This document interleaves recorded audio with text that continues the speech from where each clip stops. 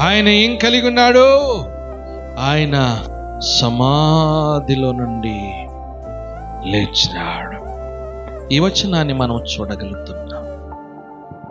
దేవుని బిడ్డలమైన మన జీవితాలలో మరణ పాశమును విడిపించుట కొరకు ఆయన చేతిలో నీవు నేను కలిగి ఉండాలి.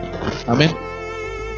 మరణ పాశము నుంచి అనగా మొదటి మరణాన్ని, ఆయన మొదటి మరణానికి నీ కొరకై నీకు కలిగిన ఆ మొదటి మరణాన్ని తీసివేయుట కొరకు ఆయన మరణమని ముళ్ళును విరిచివేస్తున్నాడు. హల్లెలూయా. నమ్మిన వారిని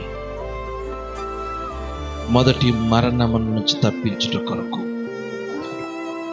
హల్లెలూయా ఆయన తప్పించినట్టుగా మనం చూస్తున్నాం. తర్వాత మూడో విషయం